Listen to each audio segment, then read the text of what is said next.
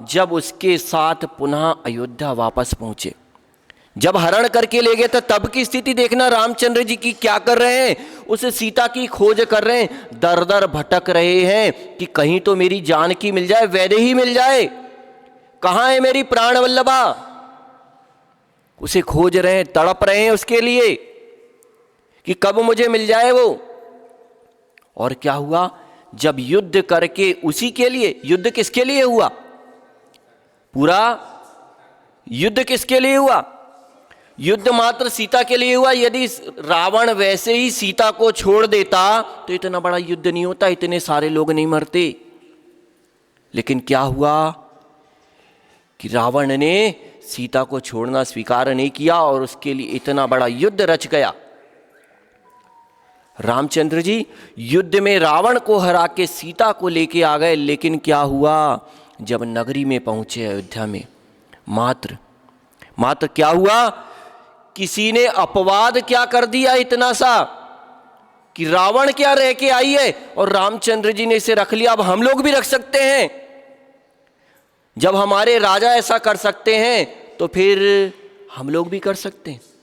इसलिए जो समाज के बड़े नेता होते हैं, जो समाज के वरिष्ठ लोग होते हैं, इन्हें जीवन जीते समय बहुत सावधानी रखनी चाहिए। जैसा जीवन ये जीते हैं, इन्हें देख देख के दूसरे लोग सीखते हैं। मात्र समाज के लोगों के लिए नहीं कह रहे, जो घर के मुखिया हैं, माता पिता हैं, सभी की जिम्मेदारी है। जैसे ये भैया बैठे हैं, ये बालक बैठा है, ये भैया के बालक के सामने भैया जैसा भी करेंगे उसको देख देख के ये बालक सीखेगा। इस बालक को बचपन से जब जन्म लिया था, आलू खाना किसने सिखाया, रात्रि भोजन करना किसने सिखाया, किसने सिखाया माताओं, किसी ने सिखाया क्या, किसी ने नहीं सिखाया। लेकिन माता पिता को खाते देखा तो स्वयं धीरे धीरे खाना सीख गया। क्यों, क्योंकि उसे समझ में आ रहा था कि ये लोग खा रहे हैं तो मैं भी खा सकता हूं। इसलिए ये नीति है बहुत बड़ी कि जो बड़े लोग हैं उन्हें बहुत सावधानी से, कहते ना, फूंक फूंक के कदम रखना चाहिए कि हमारी प्रत्येक क्रिया को देख देख के हमारे पीछे बहुतों की भीड़ लगी हुई है। तो हम बात कर रहे थे किम सुंदरम किम असुंदरम, भूले नहीं जाना, भूले तो नहीं, कि वही सीता उसे लेके आए जब अपवाद हो गया उसका, उसी सीता के लिए, जिस सीता के लिए ये कहो कंठ में प्राण अटक रहे थे, उसी सीता की अग्नि परीक्षा लेने के लिए तैयार हो गए। अब बताओ, जो सीता एक समय सुंदर लग रही थी वही अपवाद का कारण बन जाने के कारण असुंदर हो गई। क्या हुआ, अंतर क्या आया, दृष्टि का परिवर्तन हुआ, मात्र दृष्टि का परिवर्तन आ गया। वही सीता अब असुंदर लग रही है कि अरे कैसे भैया इसकी निर्दोषता साबित हो जाए तो मुझे चैन पड़े, मुझे राहत की सांस मिले। लेकिन क्या हुआ, देखना, विचार करना, ऐसी स्थिति हमारे साथ जीवन में नहीं घटती क्या सुशील जी, हमारे साथ भी होता है।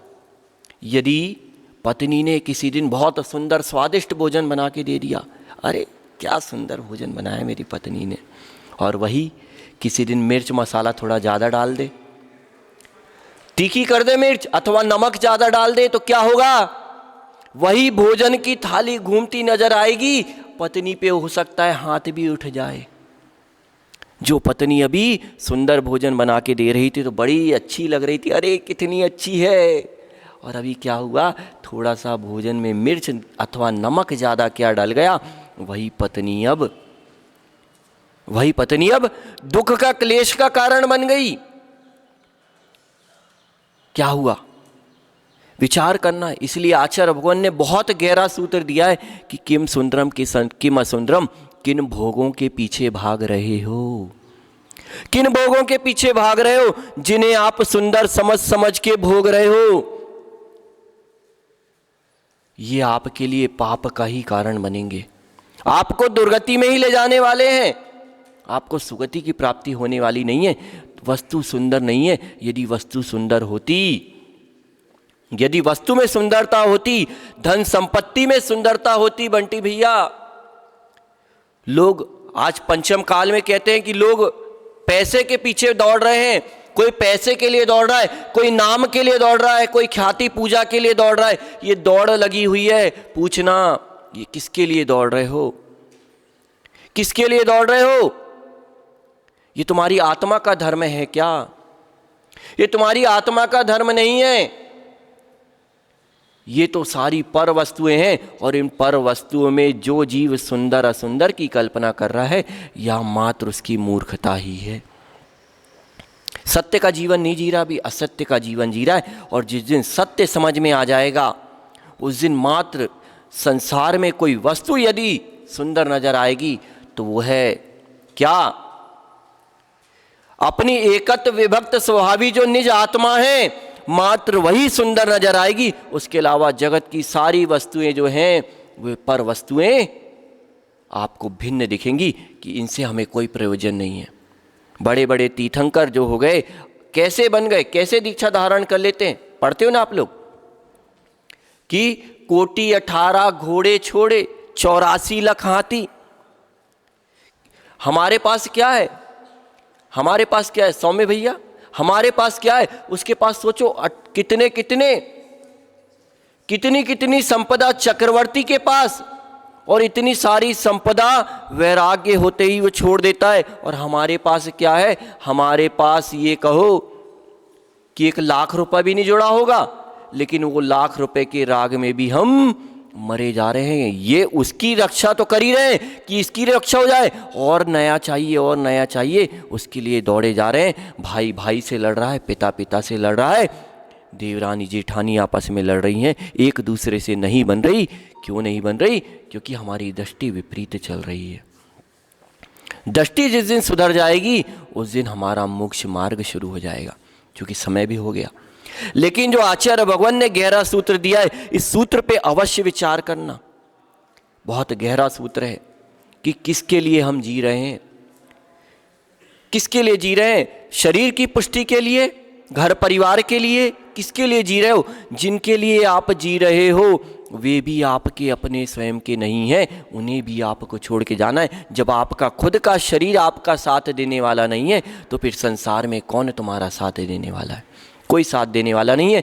इसलिए यदि आपको व्यवहार की दृष्टि से यदि आपको किसी में राग करना ही है, तो सच्चे परमार्थ भूत देव शास्त्र गुरु से राग करो, इनकी शरण में जाओ। और यदि आपको स्वयं अपना कल्याण करना है, निश्चय दृष्टि से जब बात करोगे, तो मात्र एकमात्र हमारी आत्मा ही हमारी शरण है। जगत में अन्य कोई भी हमारे लिए शरण नहीं है। जब आत्मा की बात आएगी, निश्चय की बात आएगी, तो पंच परमेष्ठी भी हमारे लिए गौण हो जाते हैं। फिर तो मात्र निज आत्मा का ध्यान शेष रह जाता है। तो इसी मंगल भावना के साथ कि आप इस सूत्र को समझें, और इन भोगों से, जिन भोगों के पीछे आज तक हम दौड़ते चले आ रहे हैं, कैसी कैसी वस्तुएं, चाहे भक्ष्य हो चाहे अभक्ष्य हो, सबका सेवन कर रहे हैं। पेट को हमने अपने मानो कब्रिस्तान बना दिया है, जीवों का पिंड खा रहे हैं। और क्या खा रहे हैं? वरना हम गारंटी देते हैं कोई अभक्ष्य वस्तु नहीं खा सकता, कोई आलू नहीं खा सकता, कंदमूल नहीं खा सकता।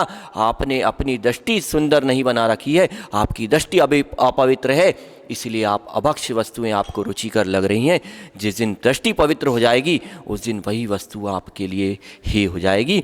इसी मंगल भावना के साथ कि हम सही इस सत्य को समझें और अपना कल्याण करें। हम भी इन देवादि देव को पूछते पूछते हम भी कभी देवादि देव बने, इसी मंगल भावना से। जय बोलिए परम पूज्य गुरुवर आचार्य भगवान विशुद्ध सागर जी महामनी राज जी की।